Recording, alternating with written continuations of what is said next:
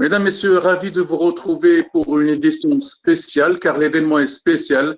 La première puissance mondiale reconnaît officiellement la marocanité du Sahara, un grand pas vers une paix au Proche-Orient, avec l'arrivée en force du Maroc, fort de plus d'1 million de juifs marocains en Israël et d'un gouvernement dont les membres, 10 membres, sont d'origine marocaine.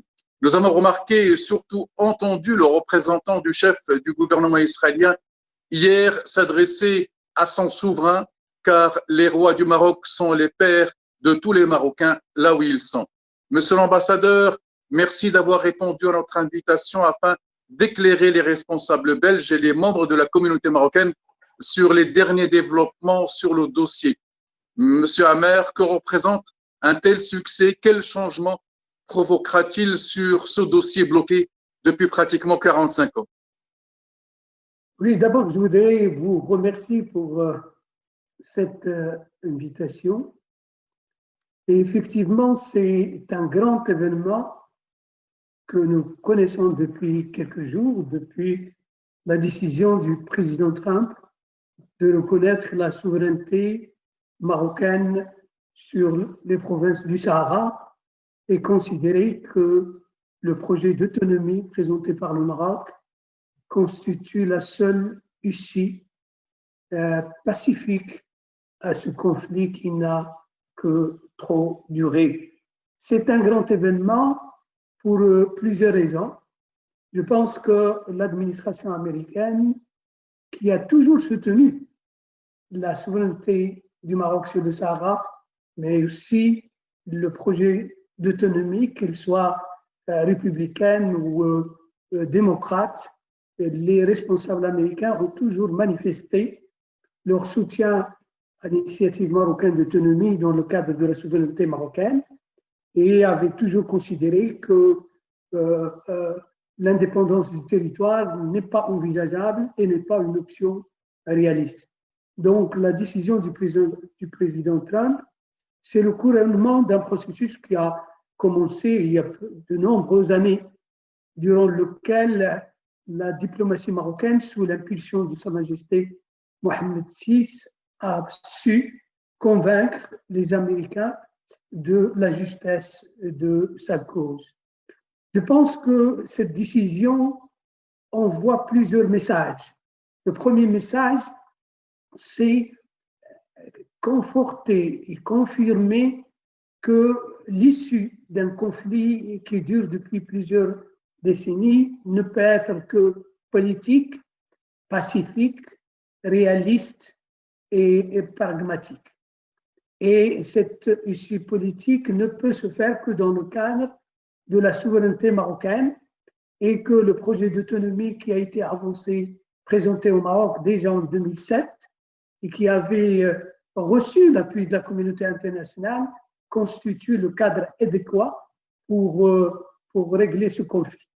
Donc, c'est une consécration faite et c'est un message fort destiné à la communauté internationale de la part de la plus grande puissance économique, politique et militaire. Le deuxième message, c'est aussi de dire que le statu quo qu'on gère depuis plusieurs années, ne pas parler depuis plusieurs décennies, ne peut pas continuer. Ce statu quo qui fait que le Conseil de sécurité, à travers ses différentes résolutions, qui se ressemblent, qui réaffirment à chaque fois les principaux paramètres, à savoir une solution politique réaliste, pragmatique, basée sur le compromis, en insistant aussi sur la prééminence de la proposition marocaine d'autonomie. Donc, ces paramètres et ces principes sont réitérés dans toutes les résolutions du Conseil de sécurité, au point que les différentes résolutions se ressemblent, à moins que si on accepte les dates, toutes les résolutions se ressemblent. Cet état de fait ne peut pas continuer, et je pense que c'est le deuxième message fort de l'administration Trump.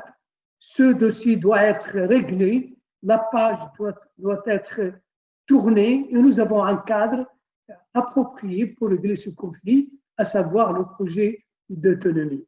Et le troisième message, c'est à ceux qui vivent de la continuité de ce conflit, c'est-à-dire ceux qui tirent profit du statu quo. Et nous savons tous que beaucoup de partis, notamment des milices du Polisario, mais aussi les militaires algériens, tirent profit de ce statu quo, tirent profit, et comme dans toutes les guerres, les marchands de guerre essayent de faire durer longtemps le conflit. Et je pense qu'aujourd'hui, à travers les nations, à travers les Américains, la communauté internationale aussi exprime son désir de tourner cette page et de régler ce conflit qui bloque le Maghreb, qui bloque également, qui impacte négativement le rapport avec l'Afrique, avec l'Europe, et cette région qui connaît déjà beaucoup de défis, qui beaucoup de tensions, n'a pas besoin d'un autre conflit, d'une autre tension. Et je pense que cette décision américaine va avoir un impact très positif sur le processus politique.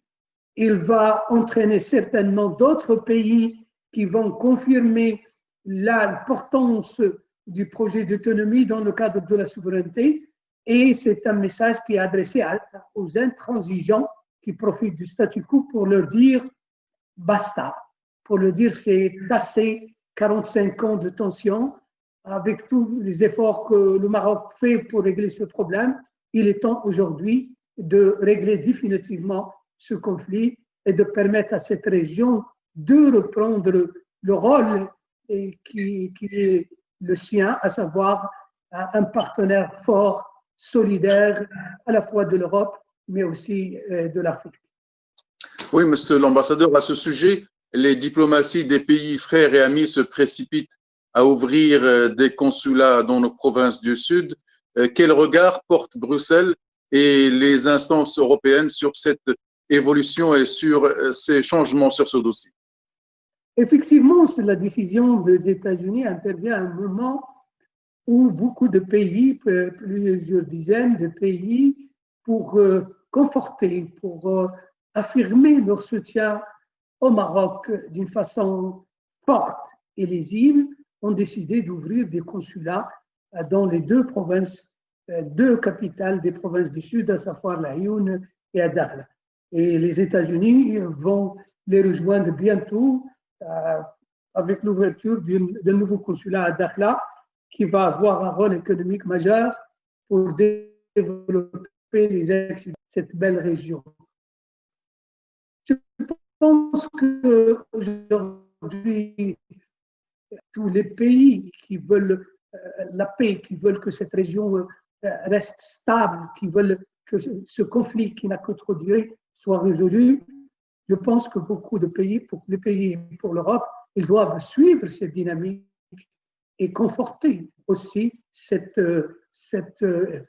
initiative ou cette décision des Américains de reconnaître la souveraineté du Maroc sur le territoire du Sahara. Nous savons que l'Europe réaffirme et réitère les mêmes principes du Conseil de sécurité et des différentes résolutions du Conseil. Et je pense que cette décision américaine va amener beaucoup de pays, y compris l'Europe, à réfléchir pour faire un pas en avant si l'Europe veut vraiment un Maghreb uni et solidaire, parce que le problème du Sahara qui impacte négativement la région impacte aussi négativement l'Europe. Et l'Europe a intérêt à avoir un Maghreb solidaire et uni, a intérêt à négocier avec un bloc régional et non pas discuter d'une façon unilatérale avec chaque pays.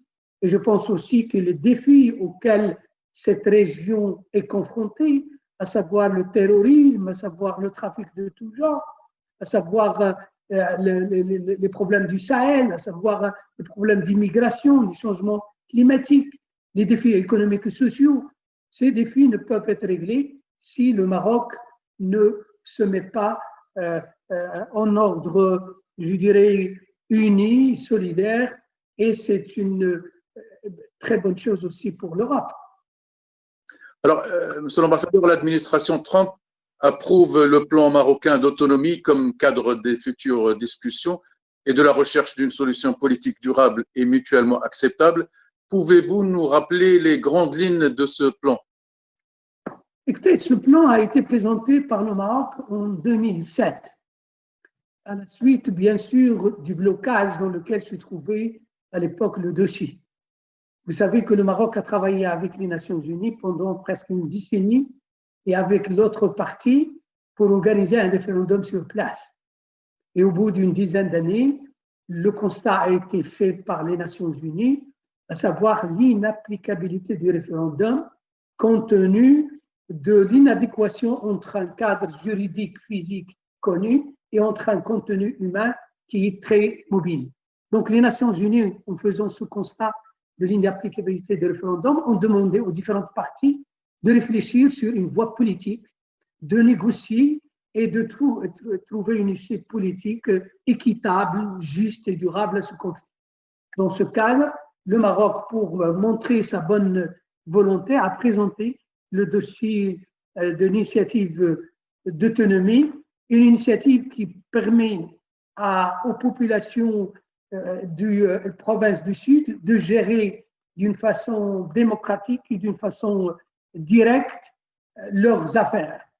Une initiative qui permet aussi cette gestion à travers des instances, bien sûr, législatives, exécutives, judiciaires, avec les moyens nécessaires pour mettre en œuvre tous les projets de développement pour cette région.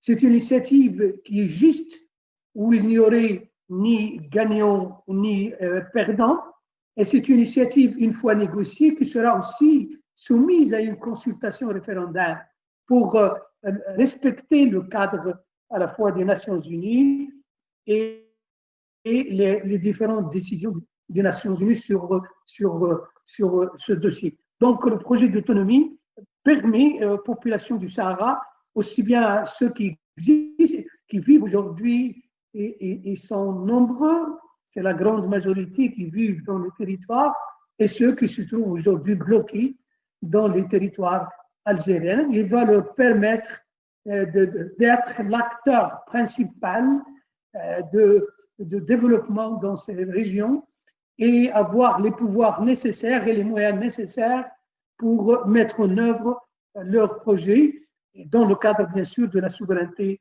marocaine. Voilà un peu le cadre général de cette initiative. Et je pense aussi bien les États-Unis comme les Nations Unies, comme beaucoup de pays, y compris l'Europe, considèrent que cette initiative est sérieuse, est crédible et surtout est réaliste, parce que c'est la traduction concrète des paramètres à chaque fois réitérés par le Conseil de sécurité, à savoir une solution politique réaliste, durable, basée sur le compromis, c'est-à-dire entre l'intégration totale des territoires dans le royaume et entre l'indépendance réaliste de ces territoires, il y a un compromis qui doit être construit, c'est à savoir l'autonomie, conserver la souveraineté du royaume, mais donner une large autonomie aux populations pour gérer leurs affaires d'une façon directe et démocratique. Voilà. Passons maintenant au volet économique. Nous avons vu tous les accords qui ont été signés hier devant Sa Majesté.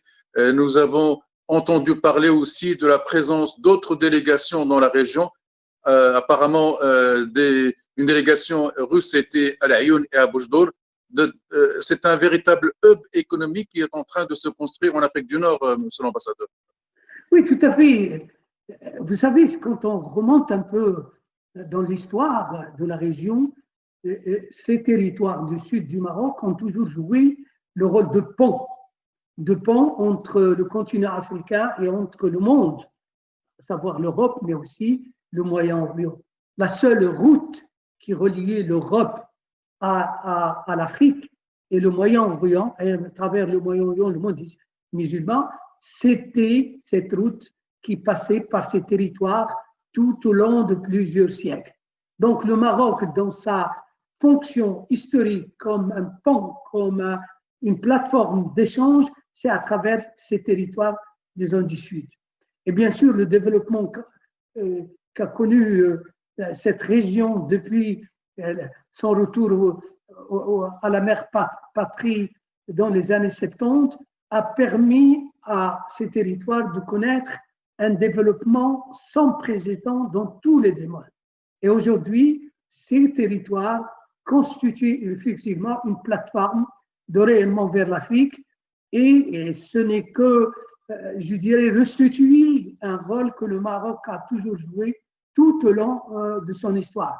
Et je pense que la décision américaine, ensuite la reprise des relations entre le Maroc et Israël, vont permettre à ces territoires de connaître un développement plus fort et certainement l'arrivée d'autres investissements portés par d'autres acteurs émanant d'autres pays et pour faire de cette région une région de paix, une région de prospérité et une porte, je dirais, vers l'Europe, à la fois vers l'Europe, mais aussi en direction de l'Afrique. Et vous savez qu'aujourd'hui, la présence marocaine en Afrique est très importante. Le Maroc est un véritable acteur global en Afrique. Le Maroc participe d'une façon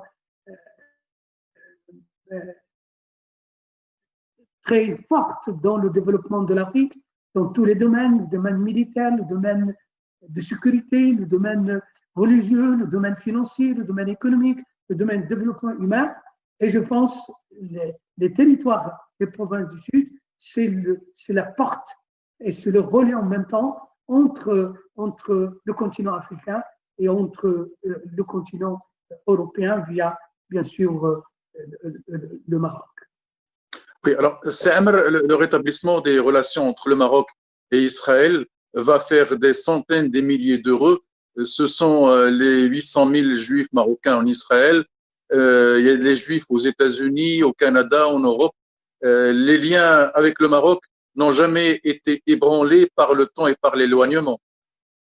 Oui, tout à fait. Le deuxième événement que nous avons connu ces derniers jours, c'est la reprise ou le rétablissement des relations entre le Maroc et Israël. Et là, je voudrais insister sur le fait que le Maroc a un statut spécial, contrairement à tous les pays arabes. Le Maroc a un statut particulier par rapport à Israël et par rapport aux Juifs d'une manière générale. Vous savez que, en plus que ce que vous venez de dire, la communauté marocaine en Israël, c'est-à-dire les Israéliens d'origine marocaine, c'est plus d'1,5 million. Ce chiffre a été avancé par le président de la délégation israélienne qui se trouve actuellement au Maroc. Et moi-même, vous le saviez, dans une fonction antérieure, j'étais en charge de la communauté marocaine résidant à l'étranger. On avait estimé à l'époque la présence marocaine en Israël autour d'1,5 million à 2 millions. Et le chiffre qui vient d'être avancé par le président de la délégation hier, c'est 1,5 million. Ces Marocains ont je dirais, la spécificité de garder des liens très forts avec le Maroc et avec la monarchie. Et les liens avec la monarchie sont très solides. Et l'histoire montre que le Maroc est l'un des rares, sinon le seul pays qui a su garder des liens très forts et très étroits avec les Marocains de confession juive qui l'ont quitté dans les années 60 et au début des années 70 dans un contexte que nous connaissons tous.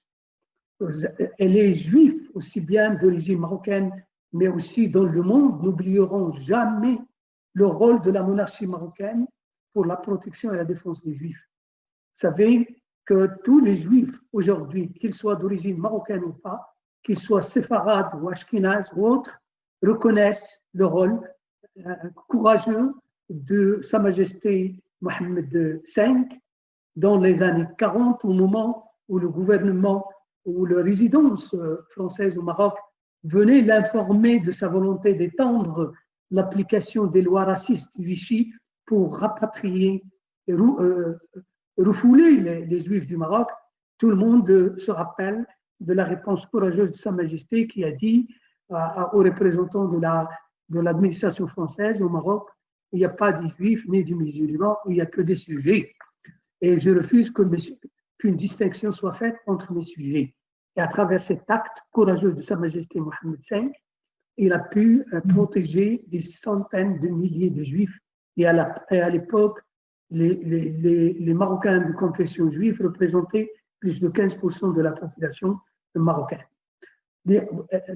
Quand on parle de l'histoire ou des relations entre la monarchie marocaine et les Juifs, on se rappelle aussi le rôle formidable qu'a joué Sa Majesté Hassan II pour rapprocher les partis, pour œuvrer pour la paix dans la région. Et tout le monde sait que les contacts entre Israéliens et Égyptiens, et qui ont abouti à la visite du président Anwar Sadat à Jérusalem en 1978, les contacts ont démarré au Maroc sous l'égide de Sa Majesté Hassan II. Sans parler d'autres occasions, les Marocains n'ont jamais été absents tout au long de ces dernières décennies pour œuvrer toujours dans le sens de la paix et dans le sens du rapprochement entre les peuples. Sa Majesté Mohammed VI s'est inscrit dans cette continuité et tout le monde sait que le Maroc la constitution marocaine, est la seule constitution au monde, ou je dirais dans le monde musulman, qui consacre l'affluent hébraïque comme une composante essentielle de l'identité marocaine. Sans parler de toutes les initiatives que Sa Majesté Mohammed V a prises pour protéger et réhabiliter les cimetières juifs, pour lancer le grand musée juif de Fès, pour également continuer à porter la protection à tous les Juifs, à la fois qui vivent sur le Maroc, mais aussi qui gardent des liens avec notre pays. Chaque année, nous recevons à peu près entre 80 000 et 100 000 Israéliens qui viennent visiter le Maroc, soit comme touristes, soit qui viennent se recueillir sur le tombe de leurs ancêtres, soit pour visiter les lieux de pèlerinage. Donc, les liens entre le Maroc et Israël n'ont jamais été interrompus. La preuve, c'est que dans les années 90, il y avait des relations diplomatiques et le Maroc, sous l'impulsion de Sa Majesté, à l'époque Hassan II, avait invité le président Shimon Peres avant même la conclusion de l'accord entre Palestiniens et Israéliens. Donc le Maroc a toujours été présent, a toujours œuvré pour la paix et ses liens étroits avec la communauté.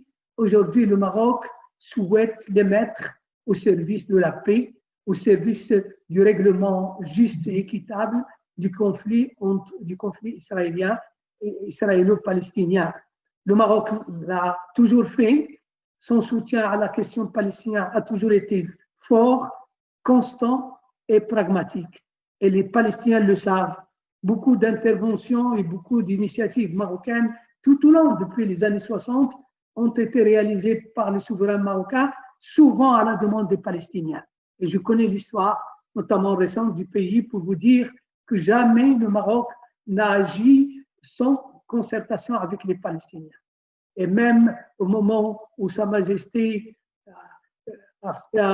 avec le président Trump, ont annoncé ces grandes décisions, Sa Majesté Mohammed VI a affirmé au président Trump la position marocaine sur le conflit du Proche-Orient qui reste stable, une proposition basée sur 3 paramètres. 1, la nécessité d'œuvrer pour 2 pays qui vivent côte à côte dans la paix et dans la sécurité. Le deuxième paramètre, c'est que la négociation est le seul moyen pour aboutir à un règlement pacifique entre les 2 parties. Et enfin, Sa Majesté, en tant que président de Quds, le président du comité de Jérusalem, a insisté sur le caractère arabe et islamique de Jérusalem. Donc, la reprise des contacts entre Israéliens et Marocains va servir la paix. Et Sa Majesté l'a affirmé au président palestinien en disant que si le Maroc a décidé de reprendre ses relations avec Israël, il ne faut pas le voir comme un reniement à ses positions de principe.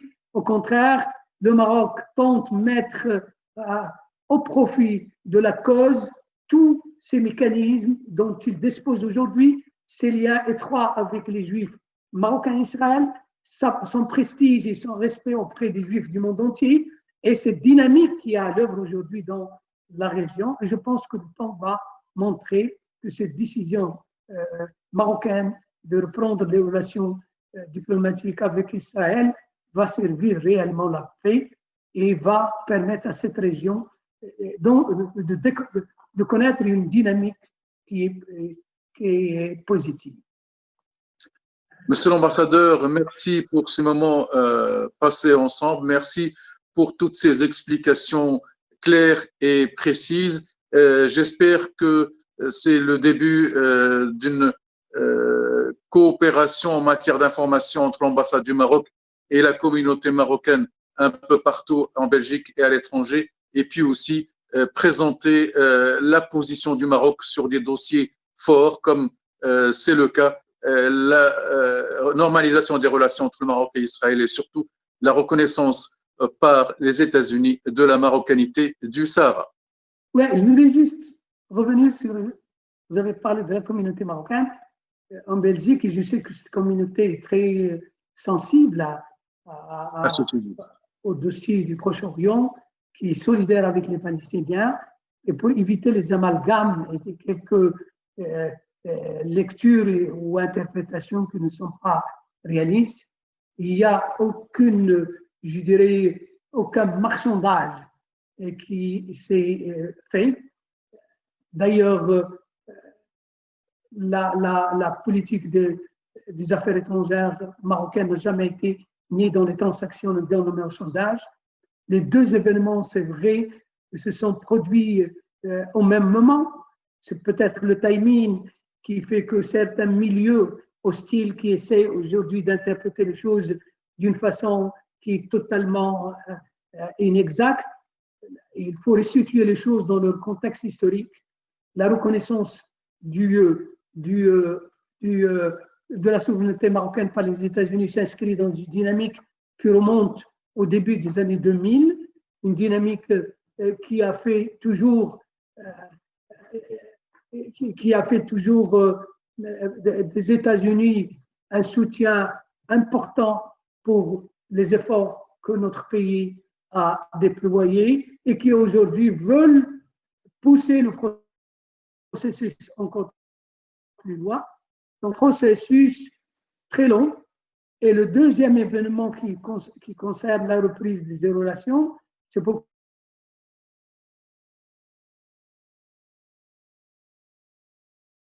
qu'on avait des contacts officiels avec Israël et on avait des contacts aussi toujours avec une partie de cette population qui vit en Israël.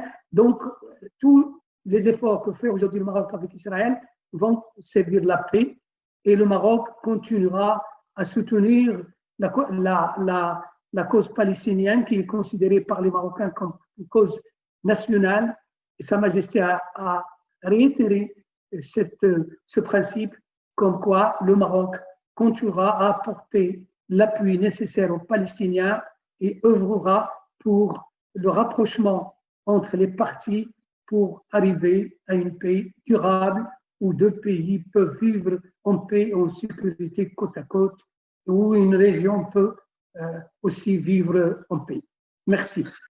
En tout cas, c'est marqué noir sur blanc sur les accords qui ont été signés devant Sa Majesté. Monsieur l'ambassadeur, merci